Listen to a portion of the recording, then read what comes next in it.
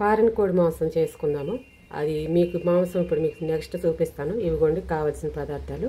Whole garam masala, ఇది సాజీరా, కొంచెం సోంపు కూడా వేసాను. ఇవి జాజికాయ, ఇవన్నీ మీకు తెలుసు కదా. ఇప్పుడు ఇవి ఆయిల్లో వేసుకుందాం. ఇప్పుడు మనం కొంచెం పుదీనా కూడా వేసుకుందాం. నెక్స్ట్ ఉల్లిపాయలు వేసుకుందాం. అది మనం బిర్యానీ చేసుకోవడం అవసరం లేదు. ఈ కర్రీ వేసుకు తింటే మనం బిర్యానీ వేసుకు తిన్నట్టే ఉంటుంది. ఇప్పుడు ఈ ఉల్లిపాయల్లో కొద్దిగా సాల్ట్ వేద్దాం. ఇదిగోండి సాల్ట్ మన కర్రీకి తగినంత వేసుకోవాలి. నేను 2 స్పూన్లు ఉంటుంది కళ్ళుప్పు వేసాను. నేను ఎక్కువ కళ్ళుప్పే వాడతాను. ఇప్పుడు కొంచెం కొత్తిమీర కూడా వేసుకున్నాం. ఇదిగోండి పచ్చిమిర్చి, ఈ పచ్చిమిర్చి వేసుకున్నాం. ఇప్పుడు 1 నిమిషం కలిపిన తర్వాత మనం మూత పెట్టుకున్నాం. నో ప్రాబ్లం, 1 నిమిషం మూత పెట్టుకుంటే తొమ్మిది ఉల్లిపాయలు మగ్గిపోతాయి. ఇవ్వండి అల్లం వెల్లుల్లి పేస్ట్, ఈ ఉల్లిపాయలకు మాత్రమే ఈ అల్లం వెల్లుల్లి పేస్ట్. నెక్స్ట్ మనము చికెన్ వేసిన తర్వాత అప్పుడు అల్లం వెల్లుల్లి కచ్చబచ్చ కొట్టి అప్పుడు వేరే వేసుకున్నాం. ఇప్పుడు మనం ఒకసారి మూత తీసి కలుపుకున్నాము. గుమగుమలు ఆడిపోతుంది. మనకి ఇప్పుడే బిర్యానీ స్మెల్ వచ్చేది. ఇది కర్రీ మనం వైట్ రైస్లో వేసుకు తింటే మనం బిర్యానీ తిన్న ఫీలింగే ఉంటుంది ఈ కర్రీ. ఇవ్వండి ఉల్లిపాయలు మంచిగా మగ్గుతున్నాయి. ఈలోపు మనం చికెన్లోకి స్పెషల్గా కచ్చాబచ్చా ఇవి నూరు పెట్టుకున్నాం. వెల్లుల్లిపాయలు, అల్లం, ఇది ఎండు కొబ్బరి, ఇవి నూరి మనం చికెన్ వేసిన తర్వాత ఇది కొంచెం గట్టిగా ఉంటుంది మాంసం. అందుకని మనం ఇందాక అల్లం వెల్లుల్లి పేస్ట్ ఉల్లిపాయలకు మాత్రమే సరిపోయేలాగా వేసుకున్నాము.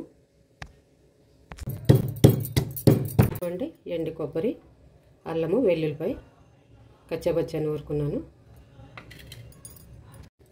ఇవ్వండి ఇప్పుడు మనం చికెన్ వేసుకుందాం. చికెన్ కడిగి మంచిగా వాటర్ అంతా పోయేలాగా వాడేసాను. అది కొంచెం చికెన్ వేసాను. మనం అల్లం వెల్లుల్లి పేస్ట్లో కొంచెం ఎండు కొబ్బరి వేసి చికెన్లో చూసారా చక్కగా ఒక 5 నిమిషాలు హైలో పెట్టి 2 నిమిషాలు సిమ్లీలో పెట్టుకుంటే ఈ చికెన్లో ఉన్న వాటర్ అంతా ఇవి చూడండి ఇలా వచ్చేస్తుంది. ఇందాక మసాలా ఇది వేసుకున్నాం. ఇప్పుడు ఇవ్వండి వేసుకున్న తర్వాత మనం 1 నిమిషం ఇవ్వండి పసుపు వేసుకున్నాం. చిన్న స్పూన్ తోటి 2 స్పూన్లు పసుపు వేసాను. మనము ఈ కోడిని చేయించుకొచ్చారు మా వారు. ఇది చేసినప్పుడే దగ్గరుండి మంచిగా పసుపు రాసి కాల్చి అప్పుడు కాల్చిన తర్వాత మళ్ళీ శుభ్రంగా కడిగి తీసుకొస్తారు. ఇది ఇప్పుడు మళ్ళీ మనం పసుపు వేసుకుని ఫస్ట్ ప్రతి పీస్కి పట్టేలాగా కలుపుకుందాం. ఇవ్వండి కారం వేసుకుందాం, సరిపోతుంది. మనం గ్యాస్ సిమ్లీలో పెట్టాను. ఇప్పుడు మనం కారం వేసి సరిపోతుంది. ఒక 5 నిమిషాలు మూత పెట్టుకుందాం. మొత్తం కలిసింది.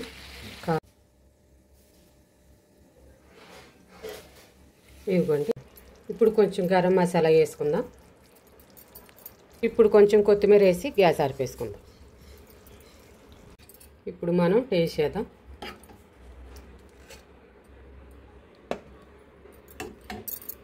ఇదిగోండి చూసారా పాలన పొడి మసాలా ఇలాగంటే చక్కగా విడిపోతుంది.